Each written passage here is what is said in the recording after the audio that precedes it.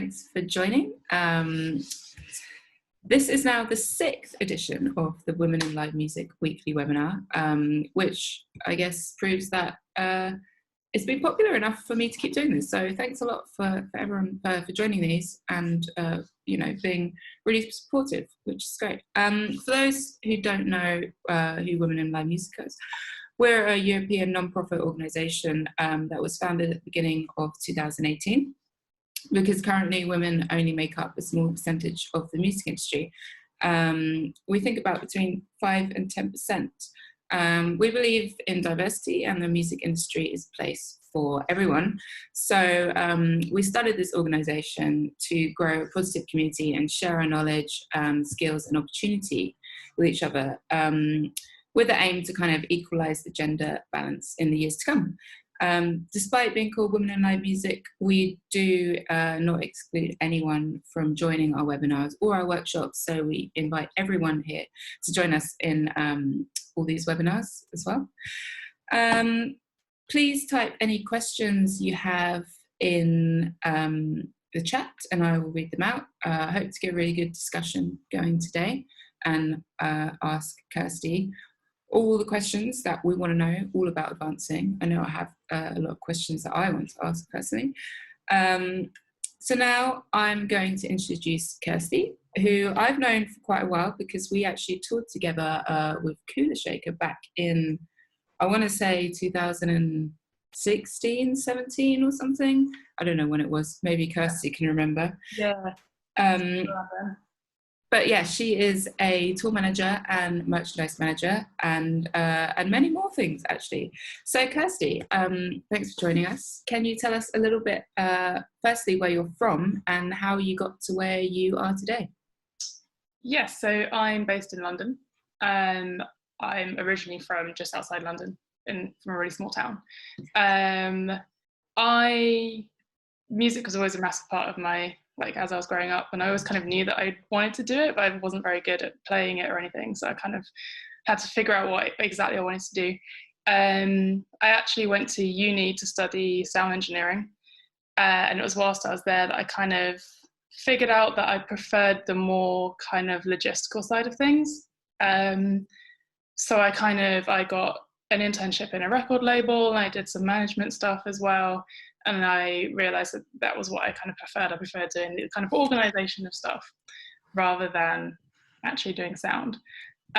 So after I graduated, I then was working at a record label, moved into management, but it was around that time that I started working in merch as well. So I started touring alongside the label. And I was kind of doing both for a little while, and I started picking up tour managing as well. And then after a while, I kind of decided that I wanted to stick with touring full time. So that's what I've been doing now for a little while. Tour managing, merch, all sorts, anything really, anything and everything, with all sorts of artists. TMing, I've recently worked with the Midnight Beast, who are like a comedy band, who are really fun to work with. Worked with an Australian band called CLEWS, who are two sisters, super young, really exciting. Who else have I worked with recently?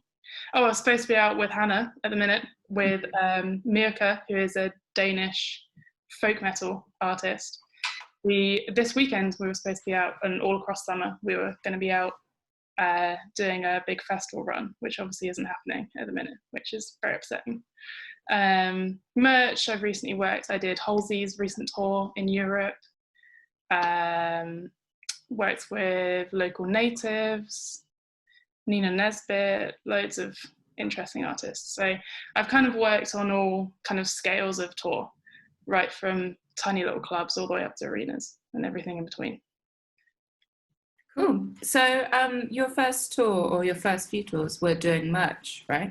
Yes, yeah. So I was working at a label, and one of the bands called me up and said, do you want to come out on tour with us and sell our merch? Didn't really know what I was getting into, just kind of did it, thinking it would be a laugh. And it just kind of snowballed. It kind of just got a little bit out of hand, really. I didn't really actually expect that to become my career. I just kind of realised that actually I really thrived in that environment of being on tour and kind of working under the pressure and the demands of being on tour. Even though those first tours were what you would define as toilet tours. We were like, it was proper dingy clubs, sleeping in the van every night, but they were really fun, and I kind of got a taste for it. Yeah. So do you think that it was almost a natural kind of progression from you coming from a management and label background to go into tour management? Like, do you think that was kind of your calling, but you maybe didn't know it at the time? Yeah, I think so. I mean, it's a lot of the skills are very similar. It's, a lot of it is planning and putting everything in place and making sure that everything is well planned out and thought out, which I guess is the same as management. You don't want to be firefighting all the time. You want to be like thinking ahead of things, but also working under pressure when things do go wrong, or things don't go to plan. It's a very similar skill set to working in management, but I think for me, working in the live sector just is, I love it a lot more. It's more fun, isn't it? Yeah, and it's where I 10 years ago I'd have been at a gig, when I was in my teenagers. It's where I kind of caught the bug for music. I was always at gigs, going to live music. So, yeah. Cool. So, firstly, before we go into like the depths of what advancing really is, how do you get most of your work? Is it via word of mouth, or maybe from management companies, maybe even social media? Yeah, well, to begin with, a lot of it was social media. Once I kind of figured out that I wanted to tour, it was a case of kind of keeping an eye on all the usual Facebook groups. There's one specifically just for merch. There's one for drivers. There's the UK general one. Keeping an eye on them and seeing what people are looking for, and getting in touch, sending your CV, and just seeing what you can get. If you don't have that contact base to begin with, that's a really good way to start and kind of try and start and build your way up. I also did like a lot of like local gigs, working for like concession companies, working like for the venue, that kind of stuff, and then kind of slowly just built up my contacts. But nowadays I would say I mostly get most of my work from like either management companies or just people I've worked with before, or people putting, recommending me for things. I'd say that's kind of where I get most. Or repeat clients, hopefully, as well. That's a big one. If you've worked with someone who really liked you before, hopefully they'll stick with you. Yeah. So I would like to know, and I'm sure a lot of other people would like to know, what is advancing to you? Like, can you summarize it in maybe a few sentences? It's just making sure that all your bases are covered before you head out on the road, and that you're as prepared as you physically can be. And that for everyone involved in the tour, whether that's management or the crew or the artist, making sure there's not going to be any nasty surprises. And everyone knows what to expect. Everyone knows what's going to happen on a day-to-day basis, making sure that everyone is happy and prepared. And there's nothing worse than going into a tour as a crew member, whatever that might be, if it's front of house or merch, whoever you are, and not knowing what's happening, because I've done that before and it's not a nice feeling. Going into those tours, you just kind of, all you know is what time you've been picked up, and that's it. Like, anything out from there is anyone's guess.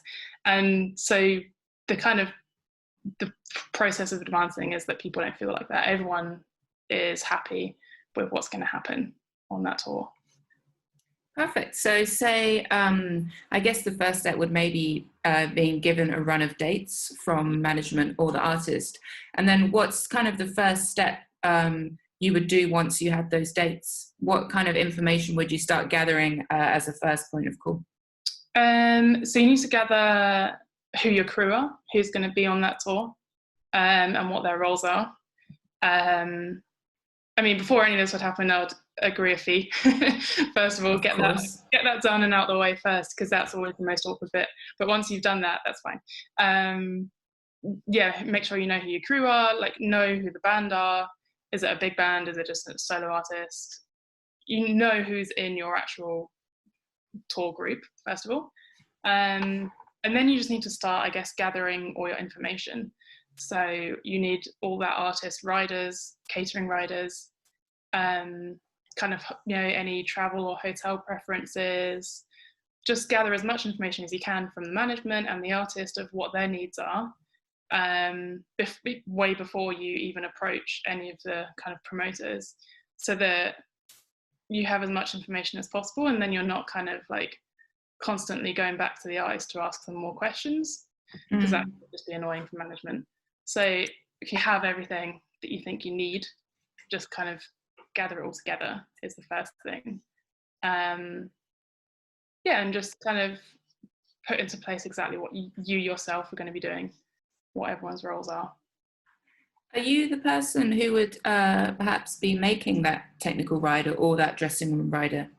Sometimes, yeah, if the artist or the management hasn't done one before, you know, I've got a wealth of backdated riders that I can say, you know, I can say, okay, well, this is what needs to be on it. You know, do you need me to do it for you? Do you need me to kind of collate all that information for you? But some artists have been doing it for years and they know exactly what needs to be on there. It's very much kind of depending on the artist and their management as well. And how far in advance would you say you start advancing a typical tour? I mean, ideally, you're talking kind of a couple of months to give yourself enough time. It's not always possible, especially when you get into busy periods like festival periods, or at the back end of the year can be really busy. So like October, November time, that can be a really busy time.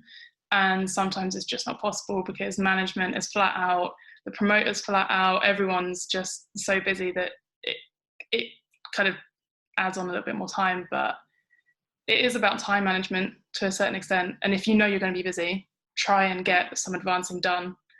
Like if you know you're going to be away for a chunk of 4 months, try and do some advancing before you leave for that next tour so that it's done and out the way.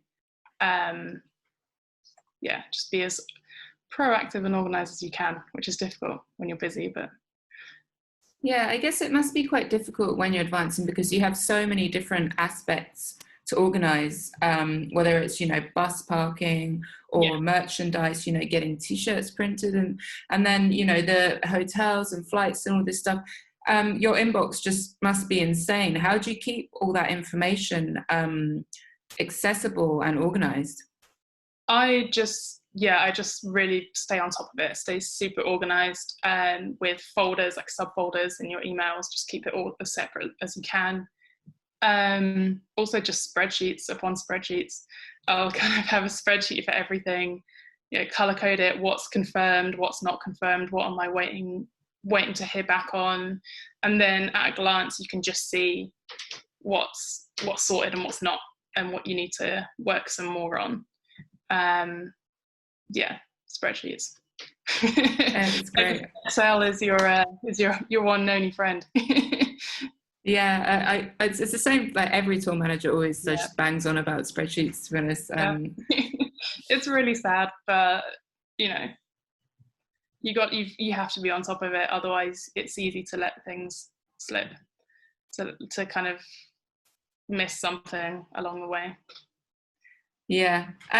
One thing I always get a little bit confused about, and there seems to be a lot of conflicting information, is when it comes to advancing, how do you get compensated for your time? Because it's not like you can charge a day rate, because maybe you're just doing 4 or 5 hours a day of advancing. How do you make sure that you're getting paid for that work you're doing at home? I personally just charge like a flat fee per show that you advance. Everyone kind of does it a little bit differently, and I guess it would depend on your personal arrangements with that artist or with that management. But yeah, generally I would charge, like on top of my day fee that I was getting on tour, I'd charge a per show extra flat fee if they wanted me to advance it, because some managers prefer to use like an external advancing like agency. There's agencies that will do it for you, which obviously they charge a fee. So it's only fair that you charge an extra fee on top of your day rate to do that for them, especially if it's big, complicated shows. I mean, it can be a lot of work sometimes. Do you use things like Master Tour or any other apps? I don't know if there are any other apps. Everyone just seems to use Master Tour. There is another one. I can't remember what it's called. It was actually a merch company that are trialing it, and they're kind of aiming it towards more independent bands that are kind of TMing themselves. I can't remember what it's called. Someone might know. But yeah, I personally use Master Tour, which is, you have to pay for it if you're the tour manager. So everyone else can get onto it for free. All the other crew members can get on for free. And then the tour manager has to pay to like input all the data. I think they raised it recently. I think it's like $50 a month, which is about 40 something pounds. But I love Master Tour. I use it on all my tours. If you use it well, it can be a really, really good tool, really powerful tool to use. And because as soon as you update it, it updates for all crew members, and they don't ask stupid questions. Well, they'll still ask stupid questions, but you can at least kind of come back to them with, have you checked it? Like, it's on there, so it's useful. Yeah. And I guess, do you do day sheets as well? Take us through your process of how you lay out a day sheet for a tour, for example. Yes, mine kind of follows chronologically. So it would start, it's been so long since I've even done one, I'm trying to like remember now. But it would start with like any kind of morning travel, the venue, like a little bit of information about the venue. Obviously, you don't want to go into too much detail because it does need to fit on a A4 sheet, but brief but concise. And any important information about things like catering. Is there catering, or is it going to be a buyout? Basically anything that the crew would want to know so that they can plan their days. What time is the load-in, what time's sound check, what time are doors, all the timings of the day, where your hotel is, any after-show travel, everything. Because crew like to have their own life a little bit, like they might have a friend in that city or whatever, and it's nice to just kind of plan out your day. All information that you would need to do that, really. Perfect. So what do you think are maybe some common mistakes that you or maybe other tour managers you've worked with have done? Maybe not leaving enough time from, traveling between time zones, things like that. That's definitely a big mistake. I mean, if you're traveling in a bus, that's a whole other like world that I don't even fully understand. So because they have time restrictions based on their driving hours because they're a big vehicle. So I've been on tours where that hasn't been taken into account, and we end up running 4 hours late for the gig because the driver had to take a 4-hour break in their driving. So things like that you definitely need to account for. Even if you're in a van, like if there's 8 or 9 of you in a van, chances are if you're doing a 2.5-hour drive, it's probably going to take closer to 4 hours because you're all going to need to stop for wheeze and to eat. Like at some point, when there's that many of you in a van, you can't just do 2.5 hours straight because people will start to complain. So give yourself enough time. I'd never want to be rushed on any journey. I like to have plenty of time to do things. I'm trying to think of like other mistakes.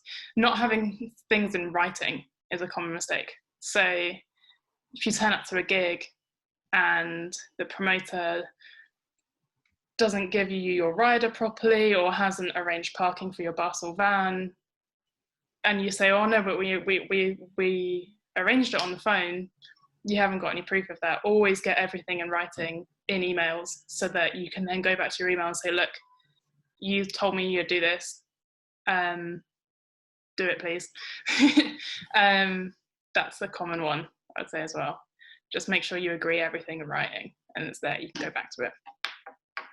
That's good advice, I think. I want to get on to kind of the fun stories. Do you have maybe a most challenging gig or a most challenging tour you can recall? The one gig that comes to mind is it was the beginning of a tour. I'm not going to mention who it was, obviously. You don't have to. It was the beginning of the tour, and we started the tour in Rome. And all of the crew and all the band, we didn't fly in, we went down on the bus, which London to Rome is one hell of a drive. We were in the bus for, I think, about 3 days straight. And en route, there were several things that happened. There was one of the tunnels through the Alps was shut, and we literally had to turn back on ourselves and go like halfway back up France and then back up around another way. And that, I think that added about 6 hours onto the journey, just that alone. We, like, our set time was meant to be like 9:30, and we turned up at 9. Like, we literally just made it to the gig, and I hadn't showered in 3 days, and it was just the most stressful gig I think I've ever done. So you went from London to Rome and turned up half an hour before doors. Wow. It was tight. And I don't know how many people have done gigs in Italy, and particularly in Rome. The local in-house crew can sometimes not be the most proactive. They can be a little bit, and we turned up and they were like, all the crew were just outside, just like on their bag break, just like, come on, please help. And yeah, because I was doing merch on that tour, and I remember like introducing myself to the support band. I don't even remember much of that gig. And the next gig, I just had to go back to them and say, I'm just going to do that again. I'm just going to reintroduce myself because I probably wasn't in the best mood yesterday. Yeah, that was not fun. Probably the worst gig I've done. It makes me wonder sometimes, like, you know, is it even worth it to do that gig? Like, you just say no. It's not. No one wants to do it. Okay. Do you have any kind of sort of advice, I guess, for maybe people who are just starting out? Maybe they're advancing their first tour. I don't know, things that you kind of wish that you'd known when you first started? Firstly, don't be afraid to ask questions, because that's a big one. I think people were sometimes too afraid to come across as stupid, or you don't want to come across as inexperienced, but there's nothing wrong with being inexperienced. Everyone starts somewhere. I mean, I've been quite lucky. I've had like one of my first big merch tours, the TM on that, he was a really, really good guy. And I've kind of worked with him a few times since. And he, as I started to do tour managing as well, he said to me, like, if you have any questions, just like, give me a shout. And I have done sometimes about really specific things. Like, I remember calling him about the carnet to get into Norway, which is like an absolute minefield. But sometimes it's just like really general advice, like what should my rate be in general? What should I be charging? So it's good to have someone that you can go to ask for advice, and don't be afraid to ask those questions. But also be honest. If you do mess up, everyone does it. We've all made mistakes, but no one can get angry at you if you just are honest about your mistakes and say, okay, I'm really sorry. I didn't foresee this happening. I didn't plan for this, or I overlooked this for whatever reason. And just be honest about things. And then your crew aren't going to hate you and aren't going to resent you for it. Definitely. That's really good advice. And actually, a lot of people who've been doing these webinars have said really similar things about being honest. And I think that's a really important thing to mention, actually, because we do make mistakes. Yeah, it's hard. It's hard to kind of hold your hands up sometimes and say, yeah, that was my fault. It's easier to try and blame it on other factors. But yeah, you should always listen to your crew. Your crew are the most important people around you. They make things happen. And if there's no trust there, then that just, as a tour manager, if your crew don't trust you, you might as well go home. Because it's not going to happen well for you. So one thing I always found really scary about tour advancing, not that I've particularly done one before, but I have been offered the opportunity. The thing that always terrified me was budgets. Right. Is it your responsibility as someone who's advancing to come up with a budget, or is a budget given to you and then you have to kind of find out a way to stay within that budget? Generally, the management would kind of come to you with a budget of what they want to spend on like, they'd say, okay, we've got this much for accommodation, we've got this much for transport, blah, blah, blah, blah. And then a lot of it is kind of just liaising with them on that. Obviously sometimes it's not always possible, or they could say, management could say, okay, we're not too sure how much we want to spend on such and such. Could you come back to us with some options? And then we know that's easier for them to decide then. So say, they don't know what van to hire, because they say, well, we don't know what the going rate is for vans. You can say, okay, I'll go away and I'll get you like a really budget option. I'll get you a kind of middle option, and I'll get you a really nice kind of luxury option. And then they can kind of see which one they prefer. And then together you can build your budget together and make sure you don't go out of it without telling them first. Like if something's obviously gonna, if their budget for something is obviously wildly out, tell them, don't just kind of book and tell them afterwards. But yeah, budgeting is hard, especially these days. There's less and less kind of money in it for artists and for management. So obviously, ideally, every tour they want to be spending nothing, but that's not going to happen. So it's about being realistic with them and making it happen one way or other.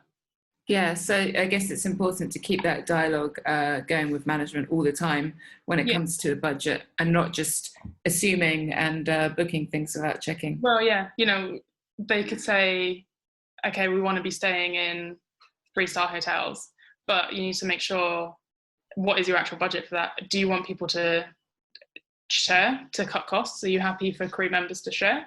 If so, who are we going to put in rooms together? Just work it out with them beforehand so that no one has any kind of nasty surprises when they get the bill at the end of the tour. Cool. Thanks, that's a really good answer on the subject of budgeting. Another one that I'd like to ask you about is, how do you work out, especially touring through Europe, how do you figure out all the tolls and charges? I know some places you need to have stickers in the window on the van and stuff, and so many of my friends who started out touring in small bands get caught out by these. Is there like a place you can go to find all this information, like all these tolls, and maybe you can't drive this particular vehicle into this city because it has restrictions on? How do you manage all this like information that seems to vary between countries and just kind of overwhelms a lot of people?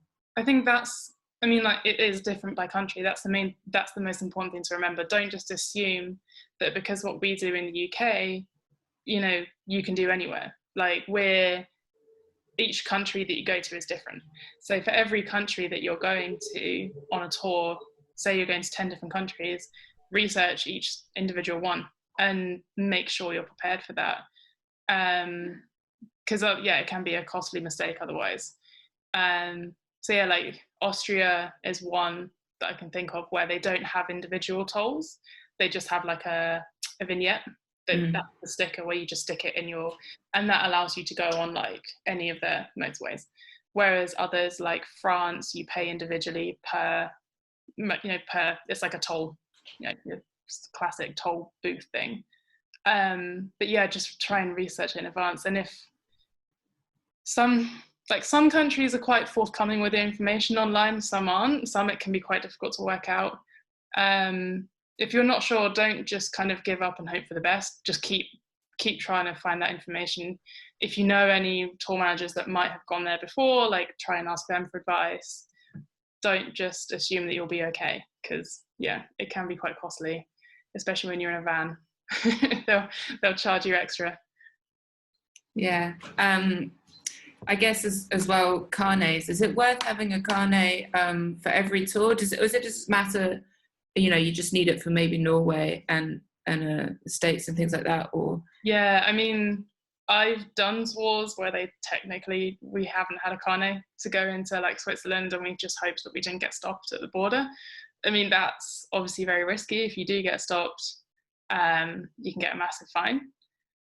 I mean, obviously in an ideal world, you would do everything thoroughly, but the carnets are quite expensive to get it done professionally. If you get it done by like one of the cargo companies, which is how really you should do it, they are expensive. So yeah, if you're on a bigger tour, you should always have them. If you're on a smaller one, it's kind of just a case of a country by country trying to figure out if you should do it. I mean, certain things are easier. Like for Switzerland, it's easy to just have a merch declaration. That's quite easy. You'll just need to pay tax on your way in, and then on your way out, you'll get tax back of whatever you haven't sold, which that's quite easy to do. But yeah, when it comes down to like the gear carnets, they can be really complicated. But visas is another thing as well. Don't forget about those. That's another thing that people can forget, especially with Brexit coming up. I mean, we don't know what we are going to need anymore, but hopefully that will become clear. But if you've got like especially if you've got a foreign artist coming over here, they need visas and COSs and all that, which their management will be able to help you with. Yeah, that's the point actually, especially when you've got tours or shows that are quite short notice. How do you get all that visa stuff together? Do you just have to, get everyone sending your passports now and, go down to the embassy, or how does it work? Is it just not possible sometimes, I suppose? I've never had it where we haven't been able to do it in time. Because especially for the UK, they're here on it's called a COS. So for that, all you need is like a sponsorship from their booking agent to confirm that they are here as an entertainer and that they're not doing anything else whilst they're here. So that's a relatively easy thing to do for foreign people coming here. I guess for us going to other places, it's slightly more complex depending on the country. Like I know Russia can be a bit of a pain, but yeah, if you're working to a tight schedule, it's just about trying to make it work, really. If you haven't got the visa, you can't go, so. Mm-hmm. That's true. I'm hoping we can get some questions coming in because I'm sort of running out of some. I'm sure we can just keep talking about everything, but I'm just going to look in the chat. So Natalie says the other app is Booksmart. The touring, the other master tour. Yeah, I think it's free. I think that one, or at least a lot cheaper than Master Tour. I haven't actually checked it out yet, but I think because I know it was aimed towards kind of independent bands doing it themselves rather than professional TMs. It might be quite interesting to check out. Yeah, I'll certainly check that one out. And just a message from Olga here says that make sure you know the maximum weight allowance for your band in different countries. That's a good one, actually. Yeah. Don't be caught being overweight. And that's quite easy to do because you look at the back of a van and you think, oh my God, there's so much room in here. Let's just whack everything in right up to the top. But if you do that, you're going to be overweight. And if you get stopped, it means it might be different in different countries, but I know here, if you're overweight, you can't go, you're not allowed to go anywhere until the van is underweight. So you have to hire another van to come pick up your overweight stuff, and it's just a whole nightmare. Yeah, don't do it. Yeah, we'll check your weight. Oh, that's the point actually, because I mean, I guess you'd have to then weigh every single piece of gear you have, which I guess we should be doing anyway and putting stickers on stuff. But if you don't do that, I mean, how would you know if you are overweight or not, I suppose, unless you went to... there's public weigh bridges that you can go to. They're generally along motorways. Okay. You can find out, there'll be a website somewhere that'll tell you where they all are. And yeah, you're allowed to take a van there to check if it's under or overweight. But generally, if it looks a bit... if it looks like it might be a bit dodgy, it probably is. If it looks like you're starting to kind of scrape the floor, then you probably should not drive. Great. So in terms of, I know you're really experienced in merch as well. What kind of advancing do you have to do for merch? Do you ever have to kind of, I don't know if that's something that management take care of or if it's a job of the tour manager? No, I mean, merch is kind of its own world often because for the bigger tours anyway, there's a merch company involved. So it would be either Live Nation or Bravado or one of the big merch companies or Warner. But you would still have to advance it yourself. So you would still need to get in touch. Well, again, it depends. It's so complicated with merch. It depends if you're selling yourself or if there's going to be an in-house team, concession team selling for you. If you're selling yourself, you don't really need to advance too much. You just need to make sure the venue know that you will be selling and ask them if there's any fees to do that, and just say, I need a couple of tables and, that's it. But if there's a concession team, that's a little bit more involved because you'll need to send them all of your merch range and prices. You'll need to know what they're charging as their concession fee. You'll need to agree a time to go and check in with them, all your stock. Where they are in the venue, if you want them to be open early or anything like that. If it's a big artist, sometimes they want additional stands. But a lot of it is just making sure that the artist management are happy and that they're getting as much money as possible. When it comes to merch, often, sometimes they'll want the merch stands to be open early before doors. And that's something that you just need to liaise with the concession company on. Okay. I want to know, what kind of tools do you think are important to have as a tour manager? I know laptop is obviously your main tool, but do you tour a printer or anything? I've kind of built my tools as I go along because it's almost like every tour I do, I get asked for something and I don't have it. And then the next tour, I'll make sure that I do have it. So it's like it keeps building. But generally, I always tour with a printer. There's a couple of really good little models that are super compact and they're really small. You can just put them in your pelly and carry them around with you. Tape, Sharpies, anything that crew might come up to you and ask for, you should always try and be prepared for. A little multi-tool maybe. Make sure you've got lots of spare passes and stickies so that if one of the band comes up to you and says, oh, my girlfriend's outside, can she come in? You just hand them a laminate. Make sure you've got plenty of spares because you will lose them. That's about it. Just loads of boring stationery type stuff really. And a decent laptop that's not going to die on you halfway through a tour, because there is nothing worse. Yeah, definitely. Do you ever have to create tour books or laminates and stuff like that? They're little printable versions, or is it all just master tour and digital stuff these days? It depends on the band. And I've worked with bands before that refuse to use master tour. They just hate it for whatever reason.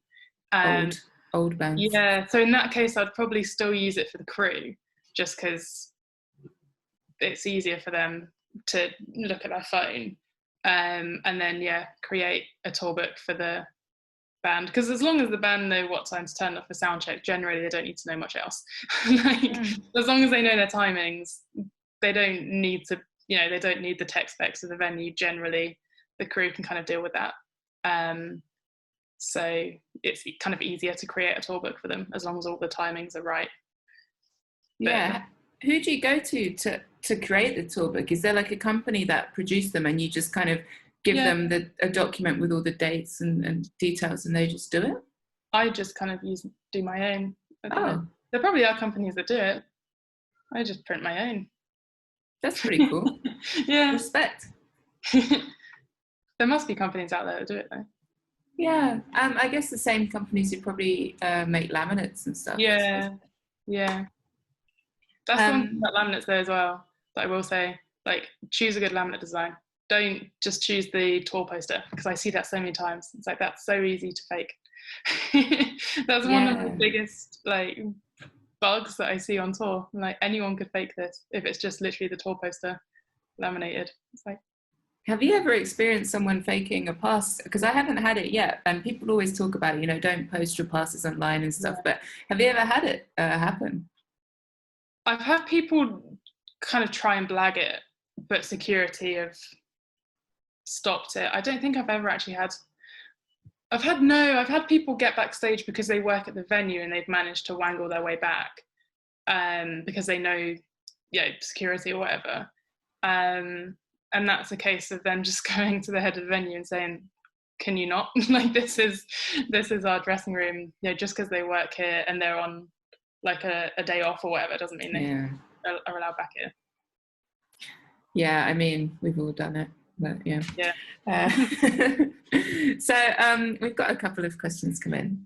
One from Elsa, who says, do you buy Master Tour out of your own pocket, or is it something you ask management to pay for? Good question. Yeah, I mean, everyone does it differently. I personally do pay for it, because I just put it down as a self-employed tax expense anyway, so I kind of don't mind doing it. But when kind of giving your rate to management, you can say, look, you know, I've got my own Master Tour subscription. If you know, and sometimes that can be a bonus for managers. They can, you know, that's kind of a plus for them when deciding it's when quite to expensive though, isn't it? It is expensive. I do know people, like I know a tour manager who he mostly works with 3 bands, so he just splits the cost between the 3, and that works. If you've got those 3 bands that you work with frequently, then that's fine, and if they're happy to do that, perfect. Or if you've just got one artist that you're constantly working with, then yeah, bill it to them. But I do work with quite a lot of different ones, so it'd be quite hard to work out how to get them to cover it. But it is also, it's a rolling subscription. It's like you're not tied in. So like I've cancelled it at the minute because of Corona. You can, I mean, you shouldn't really just cancel it whenever you want, but you know, it is kind of a monthly thing. If you use it for a month and decide it's not for you, you can just cancel it. Yeah, that's yeah, it's good advice. I guess there's also, I think when I first used my tour on it, it was with a band who hadn't used it before, so I didn't feel like I could ask them to foot the expense because it was something that I wanted to kind of try out. So I did use the free trial thing, which is quite good, because then at least I could like justify the expense after then. Yeah, because you've got like a month free, I think, wasn't it? Yeah. You can do, but yeah, everyone's got their own different kind of arrangements, I guess. For me, I see it as like it's just something I personally don't really like using anything else. So it's like a personal preference for me almost. I think, you know, everyone gets on with it. It's easy to use. Yeah. I've got a question here from Krista, who says, any tips how to get from tour advancing to tour management? Sorry if this is asked in the beginning. I guess mostly people get to go on tours and do tour managing if they're sound engineers, so they can do both jobs. But if you're not a sound/lighting engineer, would there be any other tips? Yeah, I mean, I guess that's how I kind of got in, and a lot of people do that. They kind of start as one skill and then kind of end up being a TM. That's what I did because I kind of started with merch. But if you wanted to go kind of straight head on into TMing, I mean, you could work as like an assistant TM. One of the first TMing jobs I did was an assistant for quite a big artist, because their TM was also their front of house engineer. So he needed someone to just kind of help with the day-to-day boring, I guess isn't the word, but like, you know, like making sure the rider was okay and little things like that he didn't have time to do because he would be busy with sound check or whatever. That's quite a good way. Or I guess shadowing people going in, and anything like that will help you kind of learn how to do it. And then I guess it's just about approaching bands and saying, yeah, have you got a TM? If not, would you like me to? It's kind of how I started. I think as well, if you can drive, that's Yeah, a good thing to do. that If you definitely can helps. drive a band, then you almost become the tour manager anyway. Yeah, and learn how to drive a van well, because vans are hard to drive. The big split vans. But yeah, if you can, learn how to be a really nice driver, and you can naturally pick up TMing kind of jobs whilst you're out on the road with them. Definitely. Yeah. And before I go to Eliza's question, one from Alice here says, are you expected to drive as a TM? And this is a question we talk about a lot, is that, do you need a driving license to become a tour manager? Is it expected? Yeah. I think personally it depends on the size, but what do you think about that? It definitely helps because, some of the first bands that I worked for in a TM role, I wasn't officially really their TM. I was driving them, but then, I'd kind of start like organizing stuff for them anyway. And that's how I kind of learned. But it's not necessarily expected. I guess for the smaller artists, maybe more so. But every artist is different. Every management is different as to what they expect from you. You should never feel like you're taking on too much work. That's the one thing, especially when it comes to driving. Driving's the one thing. If it's really long hours, if it's not routed well, you shouldn't be taking on too much. You should allow yourself to rest. Yeah, definitely. I think, it's good advice for people starting out. If you do get offered a driving position along with a tour manager position, and then maybe merch as well, to really think about that your safety in those situations that you're being asked to work these long hours and then drive. There's always ways you can work around it. I mean, if they can't afford, say with merch, for example, if they can't afford to bring a merch person on the road with them, then you can consider hiring a merch person in each individual city. It's not ideal. Like, yes, you would get a better, more consistency if you had someone on the road with you, but if it comes to budget, then that's an option. But I would always rather do that than take on 3 jobs at once and end up burning myself out, because that's not fun for anyone. No. I've got a question here from Elisa. I hope I pronounced your name right. When it comes to choosing which hotels to book or flight companies, if you have to fly, is there sometimes some kind of partnerships with the management or anyone else that makes you choose specific companies? Yeah, so sometimes there will be, not necessarily just the management, but also with the artist. Especially these days where there's a lot more like brand partnerships going on. Because obviously the whole world of kind of influencers and online, certain artists might have done deals with some hotel chains or flight companies, and that does limit you to where you can book. But also they might just have a preference, like they might just say, oh, I just really don't like flying with EasyJet, which is more than fair enough.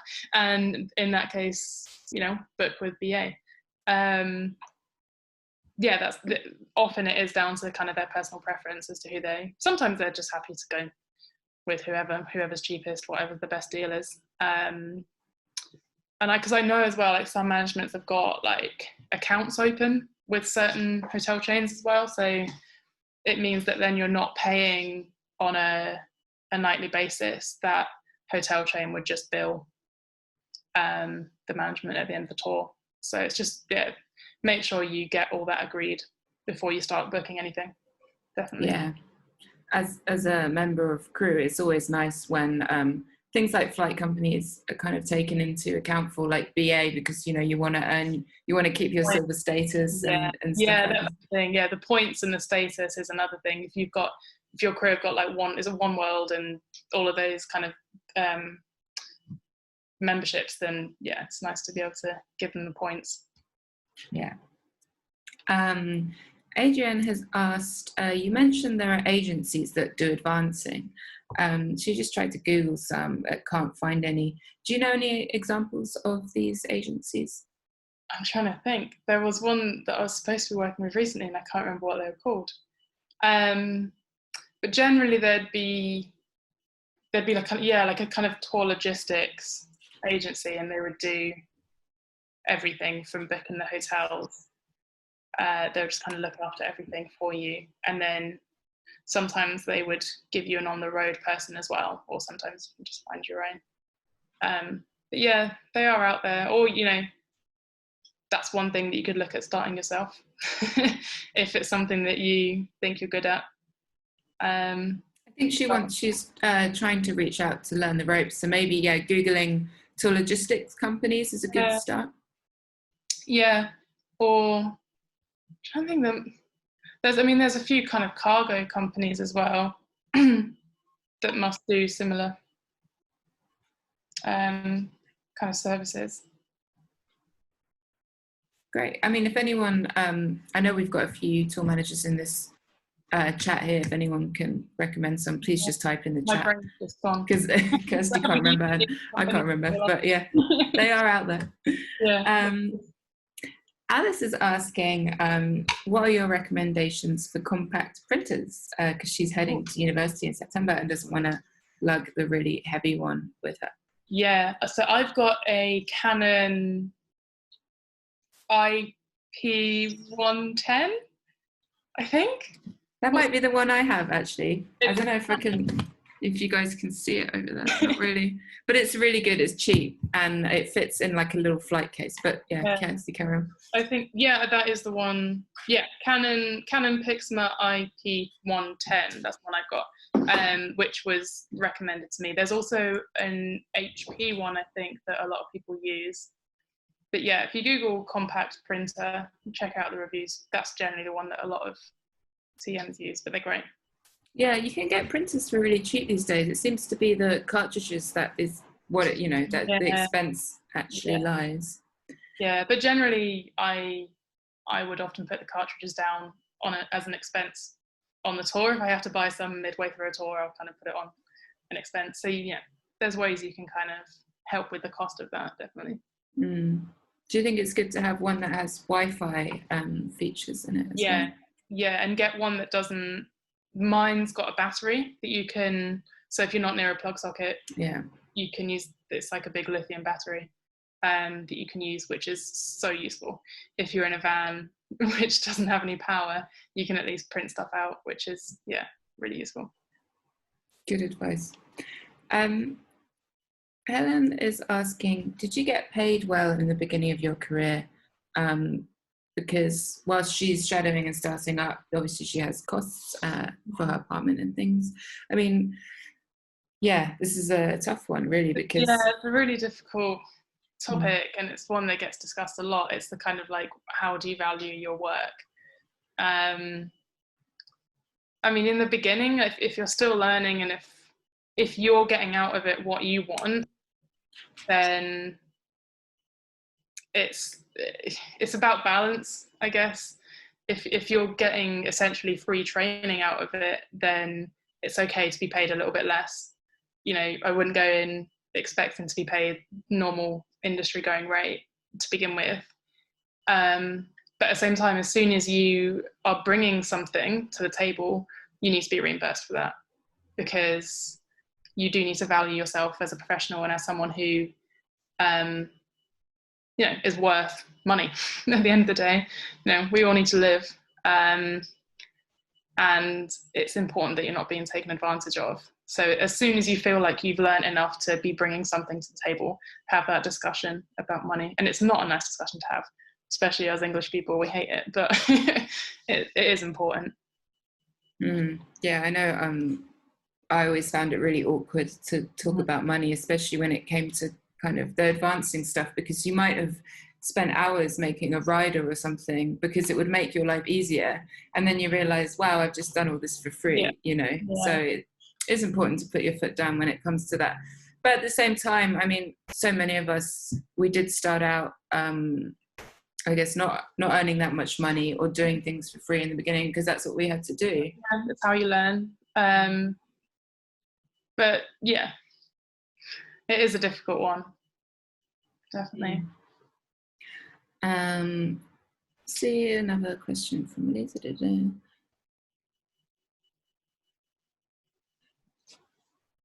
No, I think we can still ask that one. So Elisa asks, when working with starting bands on their first tours, for example, do you have any advice of what would be sensible to ask? And I think, does that mean ask the bands or? Like money-wise? Oh yeah, money-wise. Yeah, maybe you can clarify if you mean money or just money-wise, yeah. I mean, a lot of the artists that I do work with, to begin with, it can be a bit of an investment. Like, to begin with, you might be willing to take a bit of a hit.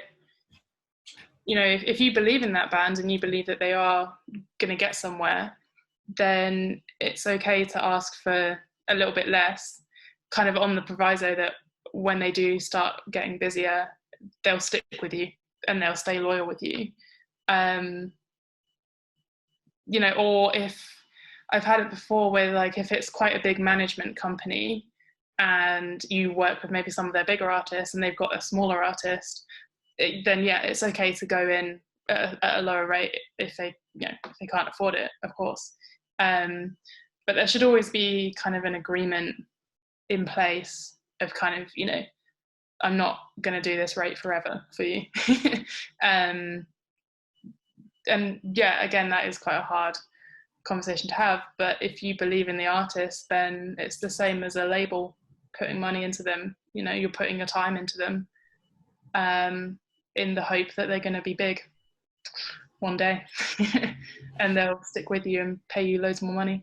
Because it's happened, like a lot of bands that I know that have kind of come from nowhere, they stick with their band, with their crew, because they stay loyal to them, because those crew have been with them since the start, you know. And that's really nice when that happens. I mean, it's difficult to kind of talk about figures, especially because it varies so much all over Europe. I mean, what you might charge as a tour manager, maybe starting out in London, might be different from somewhere else. But I know there's a lot of discussion around making sure we don't devalue ourselves in the industry, and then we're not going too low, because then no one can make any money, kind of thing. But also it's weird. I remember having this discussion with another TM who said, like, it's almost like he actually had to raise his fee in order to get those bigger gigs, because that's then how people perceived him, because he was charging quite a low rate before and he was only working with smaller artists and he couldn't work out why he wasn't getting the bigger gigs. But then as soon as he raised his rate and started turning down anything less than that, he then got the bigger stuff. So it kind of, it's weird how it can work sometimes. You know, if you only ever go out for a very small amount, it can be quite hard. That's sometimes how people perceive you. They perceive you that you're only worth that amount. Olga just put a little note in here as well, saying that something we should remember, which is that when you're doing a small band tour, you'll be spending a lot of money on food and drinks, because venues won't be providing catering. So it's important to include those in your budget. Yeah. Because it costs a lot of money to feed and water a band, as we know, and crew. Thank you, Olga. So unless anyone has any more questions, feel free to type them. I'm going to kind of start to wrap this up by asking a question that I seem to ask everyone on these webinars, which is, how are you handling this current situation, the COVID-19 crisis? And do you have maybe like a backup plan or something you're doing to get through this? For me, I'm just trying to keep my mind active as possible. I mean, it's fine to have rest days. It's fine, you know, you don't have to be picking up a new skill every day. I think that's the thing, like a lot of people have put a lot of pressure on themselves to like get fit or to do whatever like during lockdown, because you've got all this free time. And it's okay to not, if you don't want to do that, it's okay to not. If you just want to enjoy this rare opportunity to have actually some free time for once in your life, feel free to just enjoy it. But I've just been trying to keep connected with people as much as possible, because it can be hard to remember that actually we are all feeling the same things. We're all in it together, and at some point we'll all be back together again touring. And you just got to stay connected with people, and just check in on all your mates, and video whenever you can, because it helps to actually see a face rather than just messaging people. And just focus on the fact that it will be over soon. We don't know when, but it will be. Just focus on all the things you'll get to do, like going to a pub. I can't wait to go to a beer garden after this is all over. Just focus on those little things that you'll get to do again. In terms of backup plan, I was quite lucky because I had quite a big tour that ended literally just as Corona started to hit. Like we had like one show cancelled. So I was quite lucky that I had that kind of chunk of money as like a little bit of a backup. So I've kind of just been leaning on that. But I think it's important to remember that like doing this job, we do have a lot of transferable skills. You think you don't, but we do. On a daily basis, we work under huge amounts of pressure, and we're used to thinking on our feet. And if you do need to apply for jobs, just think about what we do every single day to make a show happen. You can use it in literally any job, anywhere. And it's important to remember that we do have a lot of transferable skills, even though we might not think it. We might think that all we're good for is eating from catering and, complaining about the local crew, but we do a lot of good stuff on a day-to-day basis. Yeah, very good advice there. Do you have maybe some kind of YouTube channels or books maybe you recommend, or did maybe you just learn it all from other people? But let us know if there's anything out there that people could be checking out. I don't think I did, actually. I mean, YouTube's great in general because you can just search something really broad. You can search like interview with tour manager and it will come up, and you can just sit there and go down a proper rabbit hole of, you can just keep clicking, and that's great because you can just keep going until you find something that interests you. And also like groups like this are just invaluable really for advice. Never be too scared to ask stupid questions because they're not stupid. That's really, really, having groups like this are just really important. Oh, well, thank you. I'm